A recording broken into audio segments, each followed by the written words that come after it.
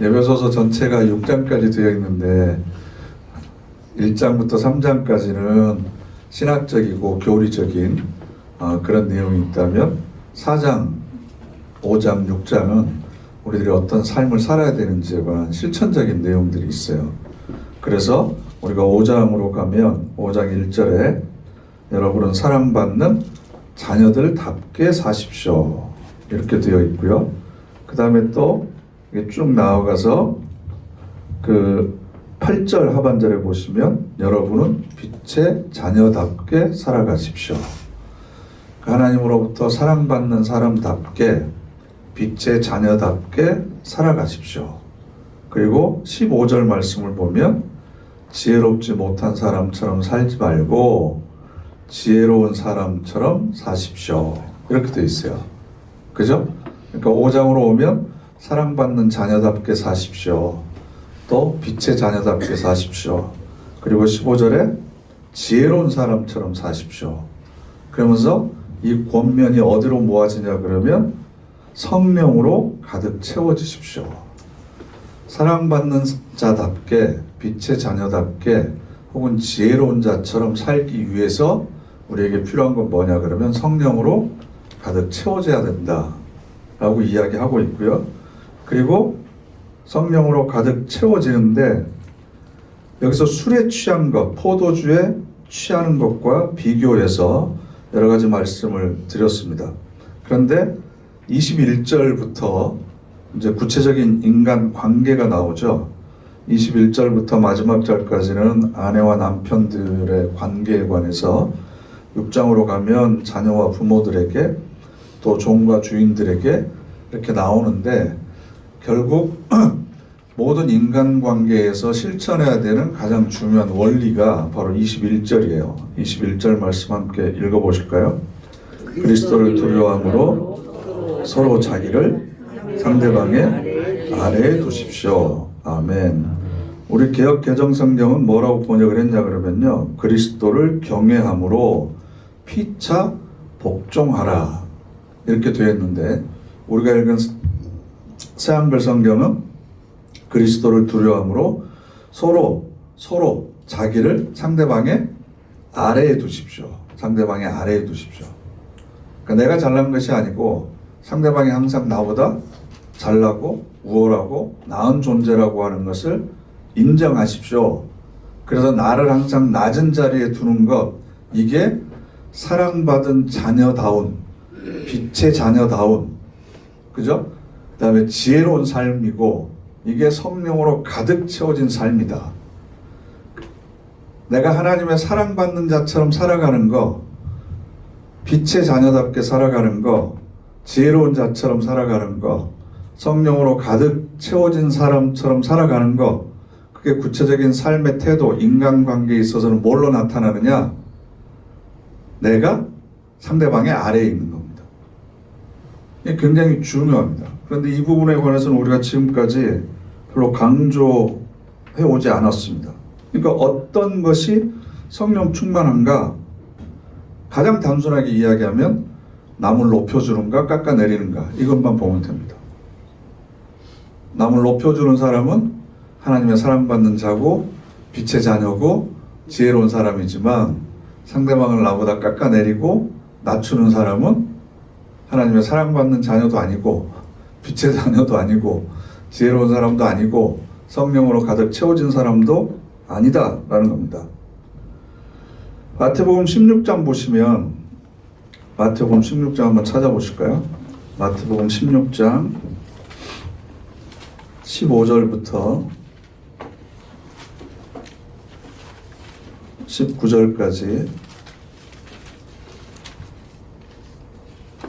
마태복음 16장 15절부터 19절까지 함께 읽겠습니다. 예수님이 제자들에게 물으신다. 그러면 그대들은 나를 누구라고 하나요? 시몬 베드로가 대답했다.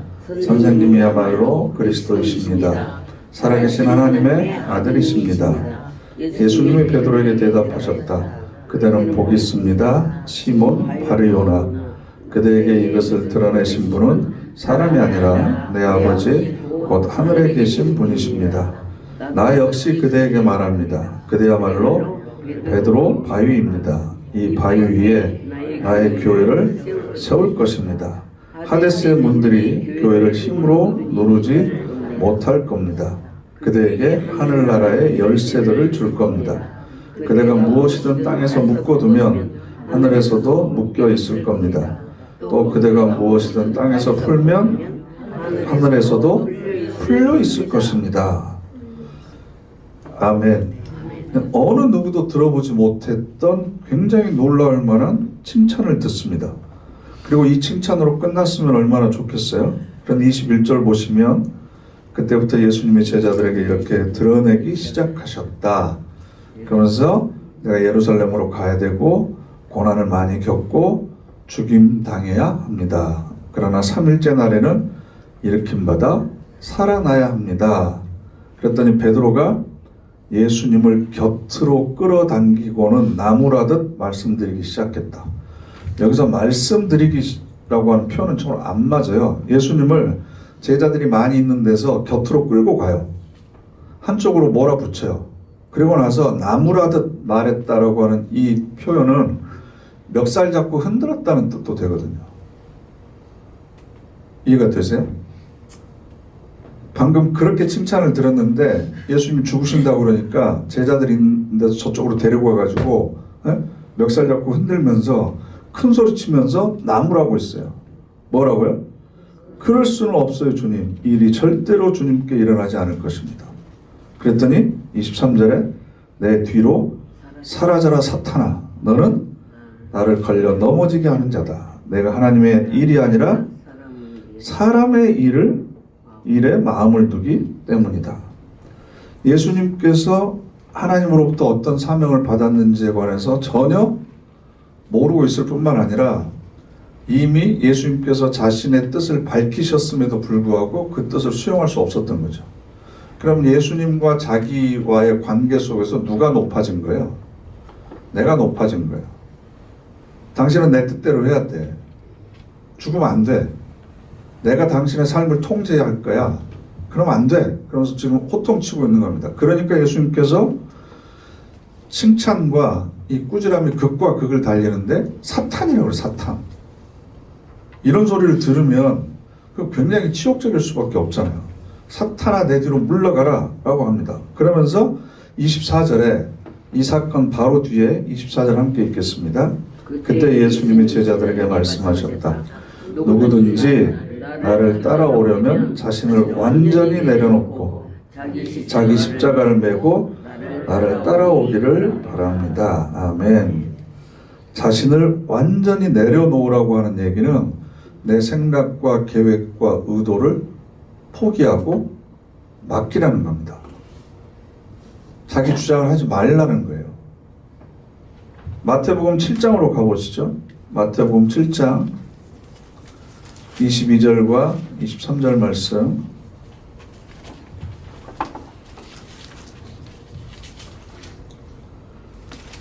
함께 읽겠습니다. 많은 사람들이 바로 그날에 나에게 말할 것입니다. 주님, 주님, 우리가 주님의 이름으로 예언하지 않았습니까? 또 주님의 이름으로 귀신들을 쫓아내지 않았습니까? 또 주님의 이름으로 능력을 보여주는 일을 많이 하지 않았습니까? 하고요. 그러나 그때 내가 그들에게 대놓고 말할 겁니다. 나는 당신들을 전혀 알지 못하고 나한테서 썩 물러가시오. 불법을 저지르는 사람들이요. 아멘. 이 부분도 굉장히 좀 의아합니다. 예수 그리스도의 이름으로 예언을 하고 귀신을 쫓아내고 병자를 고치고 주님의 이름으로 내가 수없이 많은 능력들을 보여주지 않았습니까? 그런데 마지막 날 예수님 앞에서 무슨 얘기를 들으라 그러면 나는 당신들을 전혀 알지 못한다. 썩 물러가라. 불법을 저지른 자들아. 저는 이 말씀 읽을 때마다 위로가 되는 건, 야, 내가 능력이 없어서 다행이다. 내가 귀신도 쫓아내고 예언도 하고 병도 고쳤는데 하나님 제가 주님의 이름으로 이렇게 많은 일들을 하지 않았습니까? 그랬더니 야, 난 네가 누구인지 도무지 알지 못한다. 너는 불법을 행하는 자다. 썩 꺼져라. 이런 얘기를 들으면 마지막에 얼마나 비참하겠습니까? 그러니까 성령으로 내가 가득 채워진다라고 하는 건 무슨 신비한 능력을 행하는 게 아니에요. 입신하고 방언하고 무슨 예언을 하고 그런 게 아니고, 물론 그런 성령 체험도 있습니다. 그래서 성령 충만, 즉 성령으로 가득 채워지는 것과 성령 세례의 차이점에 관해서는 지난주에 말씀을 드렸잖아요. 그러니까 여기서 에베소서 5장에서 말하는 성령으로 가득 채워지는 것은 예수 그리스도의 인격과 성품과 믿음의 수준에까지 우리가 하나씩 하나씩 올라가는 것을 의미하는 거예요.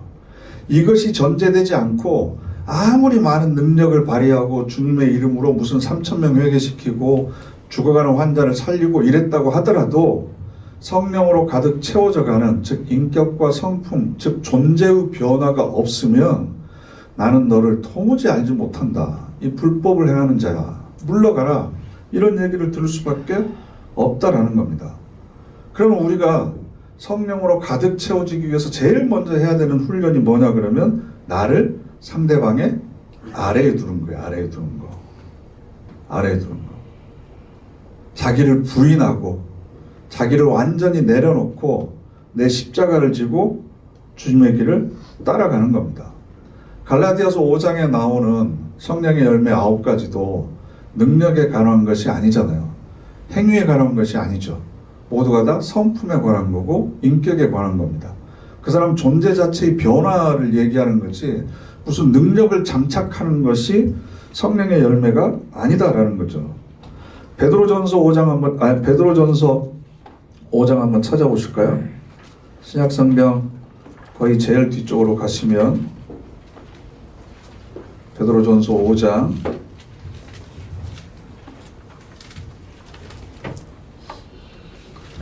1절부터 3절까지 함께 읽겠습니다. 여러분 가운데 장로이신 분들에게 권유합니다. 나도 같은 장로이고 그리스도께서 당하신 여러 고난의 증인입니다. 장차 나타날 영광에 참여할 사람이기도 합니다. 그래서 내가 말합니다.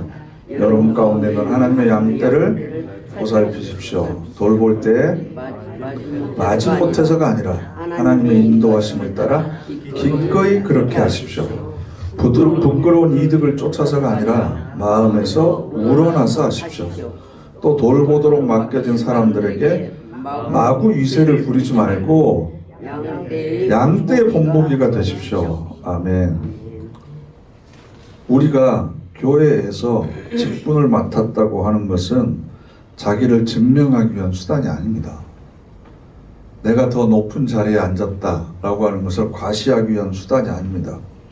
안수집사에서 장로가 되는 건 진급하는 게 아닙니다. 더 많은 권력을 갖게 되는 게 아니고 더 많은 책임을 가지게 되는 거죠.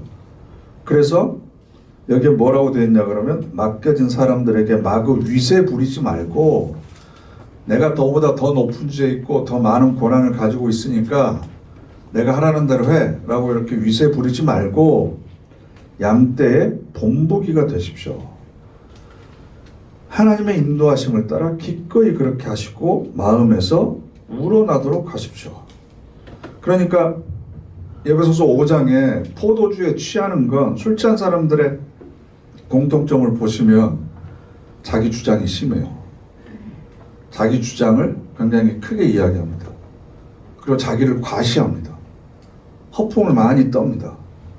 그리고 굉장히 자신감에 흘러 차 넘쳐 있습니다. 자기의 우월감을 증명하려고 합니다.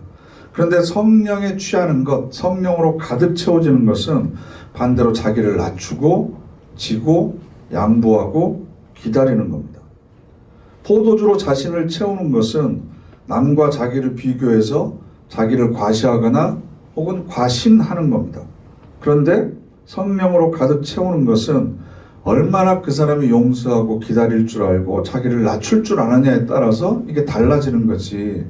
그러니까 오히려 성령의 은사를 받은 사람들이 성령으로 가득 채워져서 자신을 낮추지 않으면 예수님보다 자기 자신을 더 드러내는 게 되는 거예요.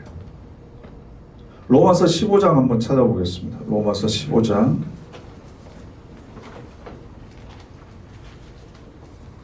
로마서 15장 5절부터 7절까지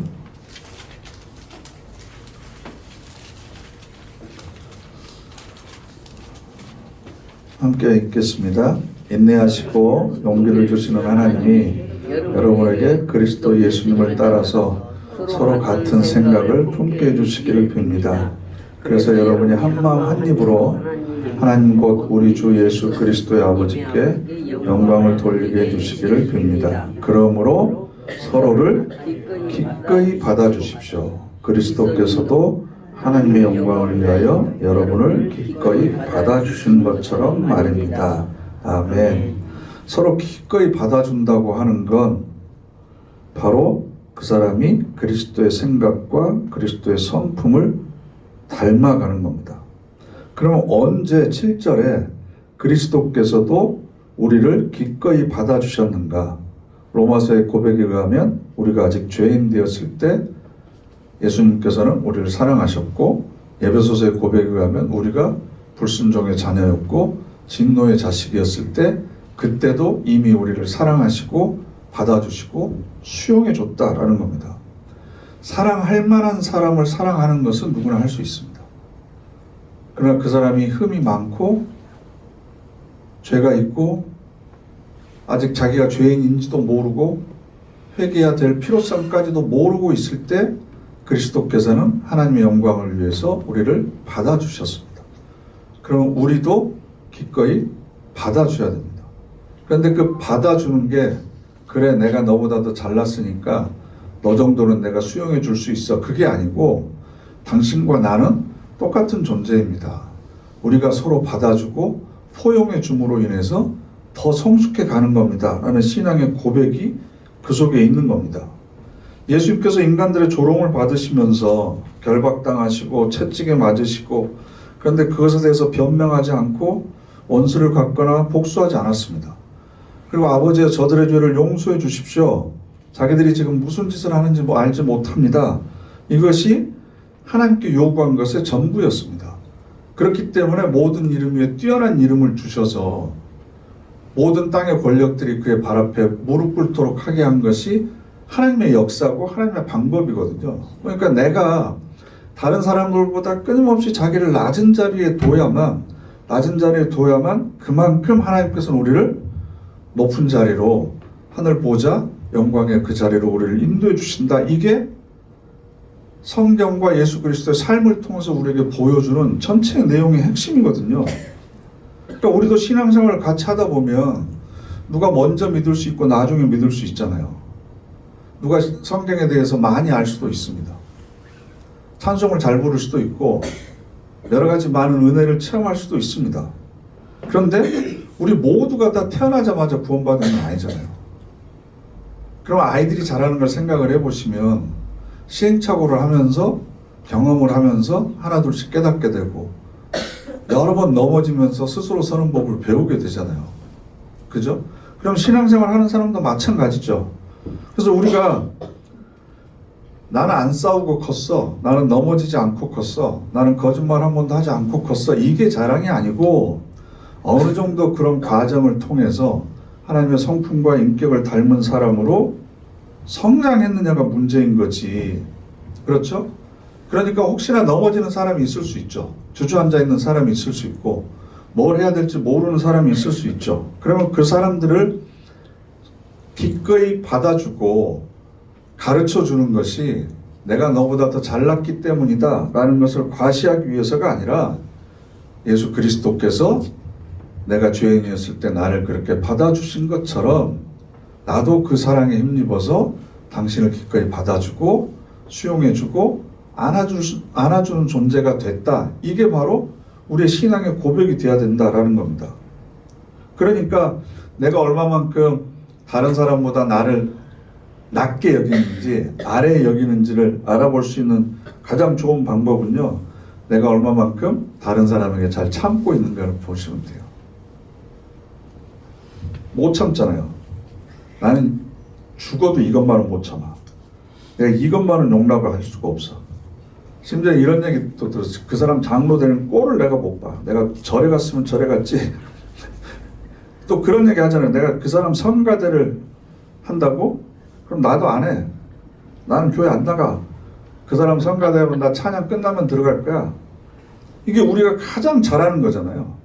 이건 배우지 않아도 누구나 다 하는 짓입니다. 하나님께서도 그 사람을 받아들였는데 왜 내가 못 받아들입니까? 이렇게 참지 못하는 이유는 내가 너보다 낫다는 거잖아요. 너는 나보다도 못났다. 근데 왜 네가 앞에서 그러고 있는 거냐? 내가 상대방 아래에 있지 않기 때문에 그렇습니다. 또 어르신들이 그랬잖아요. 한국 사람들은 완장 채워주면 달라진다고. 그래서 뭔가 직분을 주면 내가 지금까지는 참아왔는데 내가 그때는 목자도 아니었고 권사도 아니었고 회장도 아니었고 그래서 내가 지금까지 참았는데, 그런데 우리에게 주신 직책이 자기의 뜻을 주장하라고 하나님께서 우리에게 주신 건 아니잖아요. 지라고 주신 거예요. 지라고. 이기지 말고. 그래서 제가 자주 말씀드리지만 세상에 있는 모든 아름다운 것은 지는 겁니다. 꽃도 지고 별도 지고 달도 지고 인생도 지고 해도 지는 거예요. 해도 지는 거예요. 이기는 건 아름다운 게 아닙니다. 아름다운 모든 것은 때가 되면 져가는 겁니다. 져가는 거. 그래서 인생도 태어날 때보다 황혼이, 노을이, 노년기가 훨씬 더 아름다운 거예요. 왜냐하면 져가는 거니까. 그런데 신앙 안에서는 우리가 지면 마치 그게 하늘이라도 무너져 내리는 것처럼 길을 쓰고 이기려고 합니다. 상대방보다 자기를 아래에 둬야 될 겁니다. 아래에. 빌립보서 2장 말씀 찾아보실까요?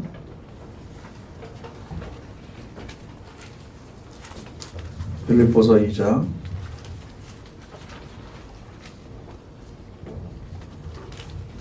빌립보서 2장 1절부터 5절까지 함께 읽겠습니다.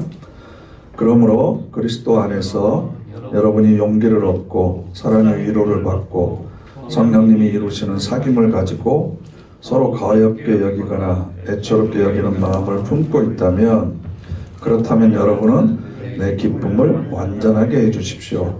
같은 것을 생각하고 같은 사랑을 품고 같은 마음이 되고 같은 목적을 생각함으로써요. 무슨 일이든지 이기적인 야망이나 분수에 넘치는 헛된 생각에 기초해서 하지 마십시오. 도리어 서로 낮은 자세로 다른 사람이 자신보다 더 위에 있다고 여기십시오. 아멘. 여기까지 보세요. 서로 낮은 자세로 다른 사람이 나보다 더 위에 있다고 여겨야 된다. 무슨 일을 할 때? 2장 1절 보세요.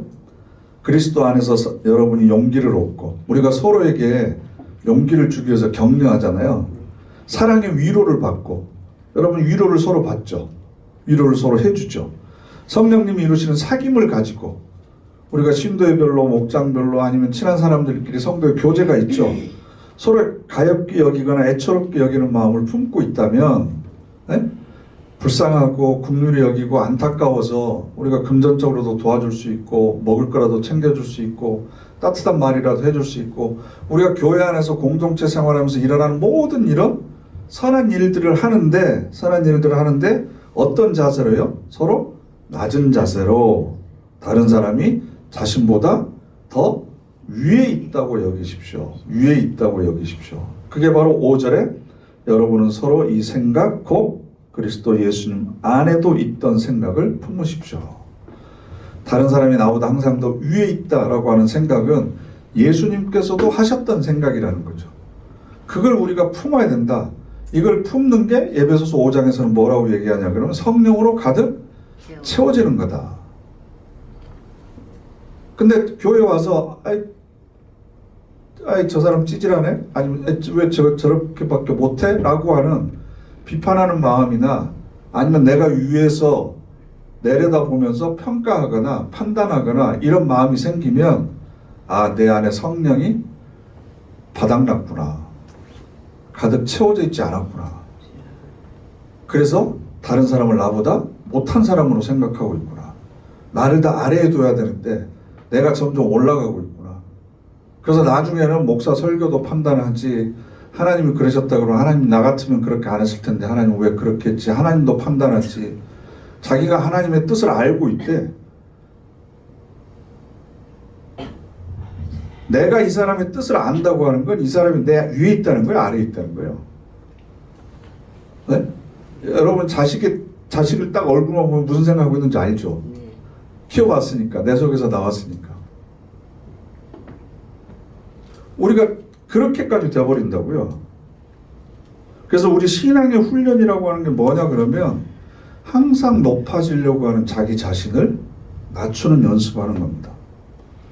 우리가 헌금도 하고 기도 생활도 열심히 하고 주를 위해서 섬기고 봉사하는 것, 이것이 우리를 구원하신 목적이 아니다.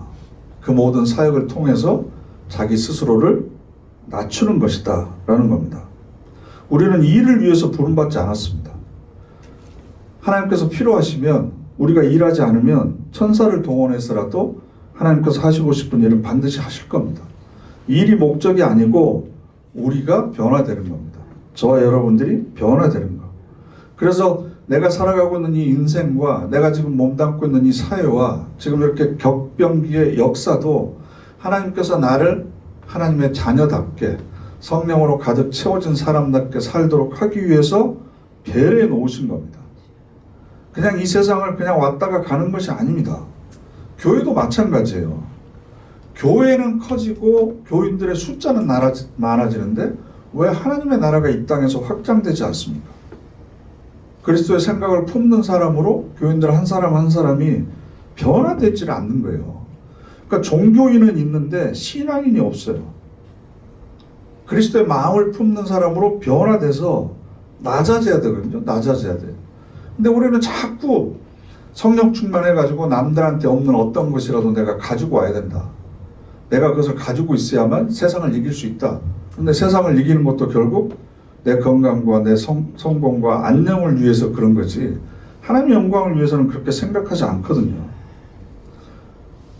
우리가 가장 못하는 게, 저도 그렇지만 남에게 지는 걸 못하잖아요. 남에게 지는 걸.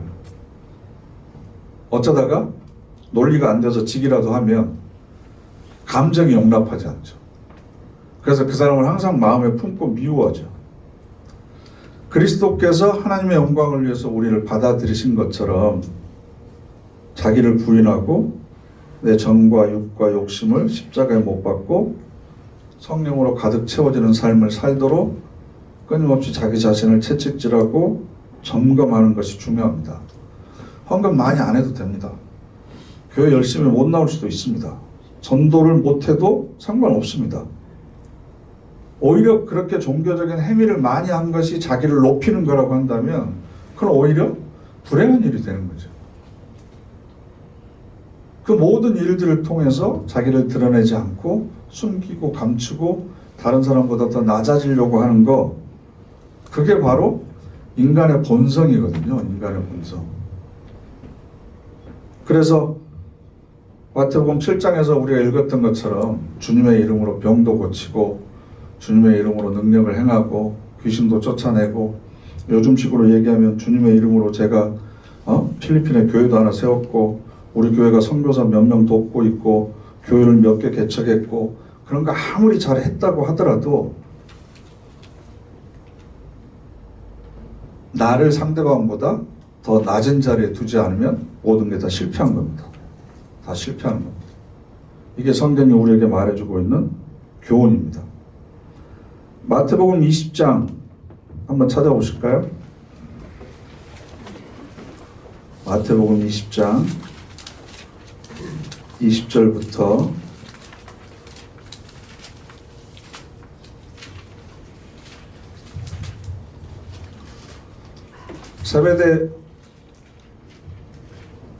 세베대의 아들들의 어머니가 그 아들들과 함께 예수님께 다가와서 엎드려 절했다. 그러면서 예수님께 무언가를 부탁드렸다. 예수님이 그 어머니에게 물으셨다. 무엇을 바라십니까? 그가 예수님께 여쭌다. 말씀 좀 해주십시오. 선생님이 다스리실 나라에서 저의 이 두 아들이 한 사람은 선생님 오른쪽에 한 사람은 선생님 왼쪽에 앉도록 말입니다. 여기까지 보시면 이 엄마들의 치맛바람은 2000년 전에도 있었다. 자기 아들을 출세시키려고 예수님한테 가서 지금 청탁하고 있습니다. 얼마 전에 제가 제 딸한테 드린 건데요. 고등학교 1학년인가? 엄마가 교장 선생님한테 무슨 과목 맡고 있는 선생님이 수업 시간에 수업하는데 목소리가 너무 크다. 그래서 우리 애가 그 시간에 자야 되는데 못 잔다. 그러니까 선생님 목소리를 좀 살살 낮춰서 수업하게 해달라고 얘기를 해라. 좀 해달라. 교장 선생님한테 이야기를 한 거예요. 민원을 넣은 거죠. 엄마가. 그때 교장 선생님이 선생님을 불러가지고 선생님, 애들이 어차피 학원 가서 공부하지 않습니까? 저녁에 학원 가서 공부하려면 학교에 와서 자야 되니까 수업할 때 조용히 좀 해줬으면 좋겠습니다. 라는 얘기를 선생님한테 했대요. 그 교장 선생님이. 참 세상에 어떻게 되려고 이 강단에서 교권이 무너지고 있는 소리가 여기저기서 들리는데 그게 다 누구들 때문이에요? 엄마들 때문이에요. 엄마들.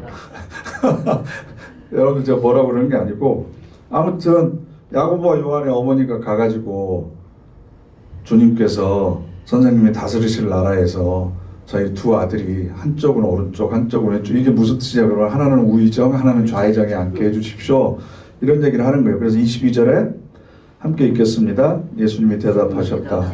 그대들이 무엇을 부탁하고 있는지 알지 못하는군요. 바로 내가 머지않아 마시게 될 잔을 그대들이 마실 수 있겠어요? 그들이 말한다. 할 수 있습니다. 예수님이 말씀하신다. 나의 잔을 그대들이 마실 겁니다. 그런데 내 오른쪽과 왼쪽에 앉도록 해준 것 이것은 내가 해줄 수 있는 일이 아니에요. 그 자리는 나의 아버지께서 정해두신 사람들을 위해 마련되어 있습니다. 그러니까 다른 제자들 24절 보세요. 다른 제자들 10명이 듣고서 두 형제에게 대해 몹시 화를 냈다. 그러자 예수님이 제자들을 가까이 불러서 말씀하셨다. 그대들은 알고 있어요. 다른 민족의 통치자들은 주인처럼 다른 사람들을 마구 부려먹습니다. 또 윗사람들은 다른 사람들에게 권력을 함부로 휘둡니다. 그러나 그대들 사이에서는 그렇지 않기 바랍니다. 누구든 그대들 사이에서 권력자가 되고 싶은 사람은 그대들을 섬기는 사람이 되어야 합니다. 누구든 그대들 가운데서 으뜸이 되고 싶은 사람은 그대들의 종이 되어야 합니다. 마찬가지로 인자가 온 것은 섬김을 받으려는 것이 아니라 섬기기 위해서입니다. 또 자기 목숨을 내주기 위해서입니다.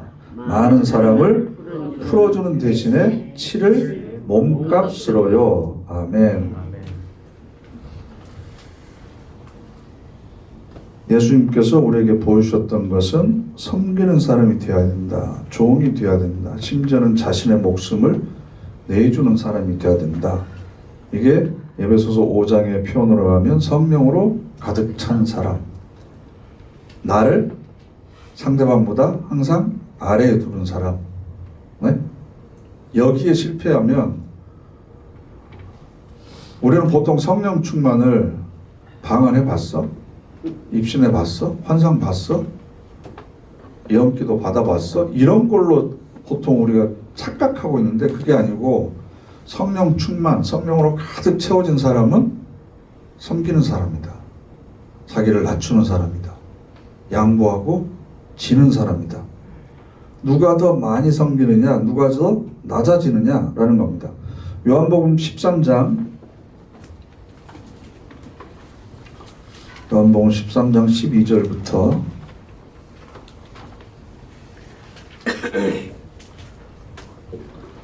17절까지 요한복음 13장 12절부터 17절까지 함께 읽겠습니다. 예수님이 제자들의 발을 씻어주셨다. 그리고 나서 겉옷을 입고 다시 자리에 기대 앉으셨다. 그때 제자들에게 말씀하셨다. 내가 그대들에게 무슨 일을 해주었는지 알고 있나요? 그대들은 나를 선생님, 주님하고 부릅니다. 잘하는 일이에요. 내가 사실 그러니까요. 그러므로 주이고 선생님 내가 직접 그대들의 발을 씻어 주었으니 그대들도 또한 서로서로 발을 씻어 주어야 해요. 본보기를 그대들에게 보여주어 내가 그대들에게 한 것처럼 그대들도 하도록 하려 하는 것입니다.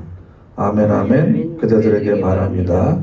종이 자기 주인보다 크지 않고 또한 보냄을 받은 사람이 자기를 보낸 사람보다 크지 않아요. 이런 것들을 그대들이 알고 있어요. 그것을 실행하기까지 하면 그대들이 복이 있습니다. 여러분에게 이 복이 넘치시기를 바랍니다. 아니, 알기만 하지 말고 알기만 하지 말고 서로 낮아져서 다른 사람의 발을 씻기는 자리까지 행하면, 그러면 그대들에게 복이 있을 것입니다 라고 이야기하고 있습니다. 성령으로 가득 채워진 삶이라고 하는 건 어떤 종교적인 신비 체험을 하는 것이 아니다. 우리들의 삶의 태도와 자세, 그리고 내 성품과 인격이 달라지는 거다. 아직도 내가 다른 사람에 대한 억울함과 분노를 가지고 있다면 아직도 내가 다른 사람보다 위에 있는 것은 아닌가. 주님 앞에서 두려움을 가지고 내가 지금 과연 어떤 자리에 있는지, 다른 사람을 대하는 나의 태도가 다른 사람보다 더 높은 자리에 있는지 더 낮은 자리에 있는지, 내가 얼마나 오랫동안 신앙생활을 했는지, 얼마나 많이 헌신을 했는지, 그게 중요한 게 아니고 내가 상대방보다 낮은 자리에 있는 것, 이게 중요하다. 그래서 마지막으로 마태복음 28장 18절 말씀,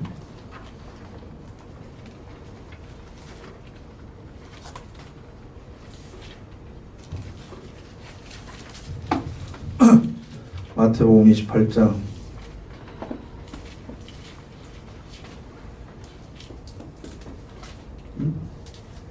잠깐만요.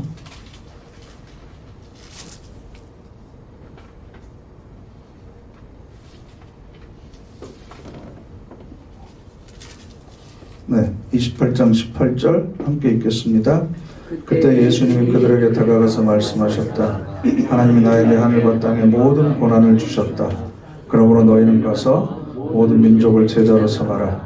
그들에게 아버지와 아들과 성령님의 이름으로 세례를 주어라. 또 내가 너희에게 명령했던 것은 무엇이나 다 그들에게 가르쳐 지키게 하여라. 보라, 바로 내가 너희와 함께 있다.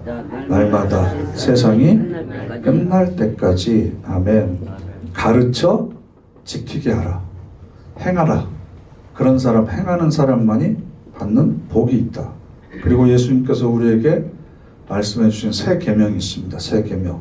서로 사랑하라. 새 계명을 너희에게 주노니 서로 사랑하라. 이로써 너희가 서로 사랑하면 모든 사람들이 내 제자인 줄 알리라. 서로 사랑하는 건 자기를 상대방보다 아래에 둘 때 가능합니다. 이게 바로 성령으로 가득 채워진 삶이고 지혜로운 삶이고 하나님의 사랑받은 자로 빛의 자녀답게 사는 삶의 태도다. 이걸 하나만 기억하시고 방학 동안에 자기를 상대방보다 아래에 두는 그런 삶의 태도를 연습하고 훈련하는 저와 여러분 되시기를 간절히 바랍니다. 아멘. 기도하겠습니다.